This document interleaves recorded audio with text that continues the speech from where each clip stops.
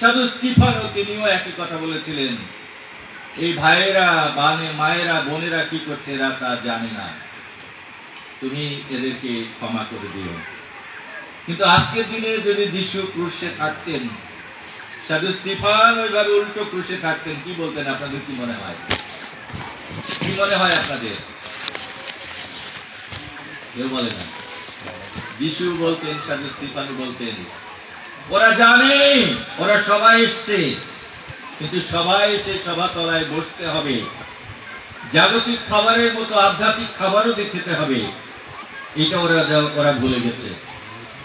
এবং নিশ্চয় একটু রুষ্ট হয়ে অভিমান করে হয়তো বা বলতেন, ওদেরকে তুমি ক্ষমা করো না, ওদেরকে তুমি ক্ষমা করো না।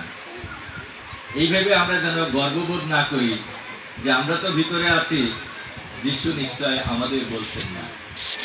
আমি আপনি হয়তো ভিতরে আছি, কিন্তু আমার আপনার ভিতরে এই কথাগুলি যদি যায়, তবেই যিশু বলবেন ক্ষমা করো। আর যদি ভিতরে না যায়, সবাতে এসছি, মেলা খেলার মতো ঘুরে বেড়ালাম, আবার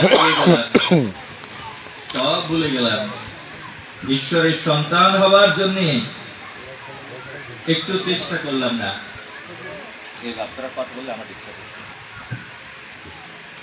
ঈশ্বরের সন্তান হবার চেষ্টা করলাম না, তাহলে এই সভা কমিটির সভা, এই গ্রামবাসীর কষ্ট, আমাদের এই প্রচেষ্টা সবটাই বৃথা হয়ে যাবে। আজকে আমাকে যে বিষয়টি বলতে বলা হয়েছে সেটি হলো রোমিও 8 অধ্যায় 14 পদ।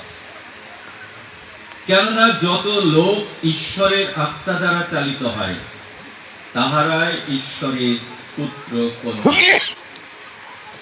আরেকটি বাইবেলে বলা হয়েছে, কারণ যারা ঈশ্বরের আত্মার চালনায় চলে, তাহারাই ঈশ্বরের সন্তান।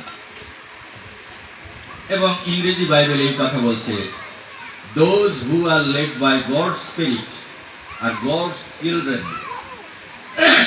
যারা ঈশ্বরের লিডিং এ, গডস লিডিং, ঈশ্বরের বা যিশু বা পবিত্র আত্মার পরিচালনায় চলে, তারাই হলো ঈশ্বরের কাছে শিশু সন্তান, চিলড্রেন, সন্তান।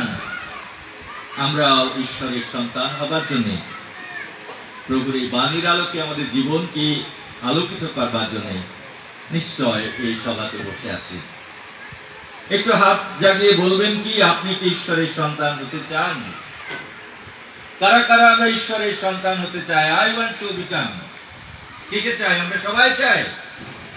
বুঝে বলছি না না বুঝে বলছি? সত্যি বলছি। এখন প্রশ্ন হলো, ঈশ্বর কি আমাদেরকে তার সন্তান করতে চান? যদি আমি অপব্যয় পুত্রের মতো দূরে থাকি, ফিরে না আসি, তাহলে নিশ্চয় আমি আপনি ঈশ্বরের সন্তান হতে পারবো না। তাহলে আমাকে ভিতরে আসতে হবে, বাড়ির ভিতরে আসতে হবে, ক্ষমা চাইতে হবে, বলতে হবে আমি তোমার সন্তান না, আমি অনেক অপরাধ করেছি, অন্যায় করেছি, আমাকে তুমি তোমার বাড়ির একজন চাকরের মতো করে রাখো। তখন নিশ্চয় ক্ষমাবান ঈশ্বর তিনি আমাদেরকে ক্ষমা করবেন। একজন মালি, একজন কৃষক বাগানের মাঠে তিনি গাছ লাগালেন, আর গাছ লাগানোর পরে সেই গাছে জল দিলেন, সার দিলেন, নিড়ানি দিলেন, একটা ফেন্স বা একটা বেড়া করে দিলেন, যেন সেই গাছটা বেড়ে ওঠে। সেই গাছটা দিন দিন বেড়ে উঠলো এবং অনেক বড় হলো।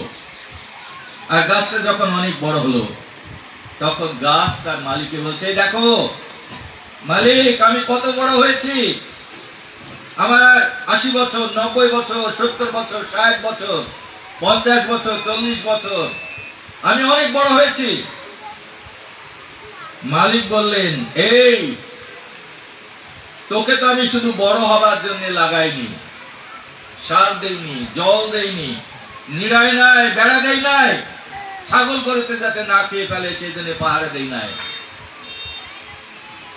তোকে যত্ন করেছি, তুই আমাকে ফুল, যদি ফুলের গাছ হয় ফুল দিবি, ফলের গাছ হলে ফল দিবি, কাঠের গাছ হলে সুন্দর একটা কাঠের গাছ হবি, যেটা বিক্রি করে আমার মেয়ের বিয়ে দেব বা আমার ছেলের বিয়ে দেব।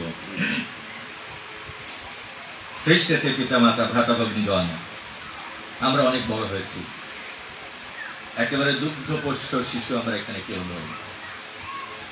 যারা দুগ্ধপোষ্য শিশু তাদের জন্য আলাদা কথা, কিন্তু আমরা বড় হয়েছি। ঈশ্বর আমাদের বড় করেছেন, ম্যাচিউর করেছেন। এখন আমাদের ফল ফুল এই বসন্তকালে দেবার জন্য ঈশ্বর আমাদের খুঁজে বেড়াচ্ছেন।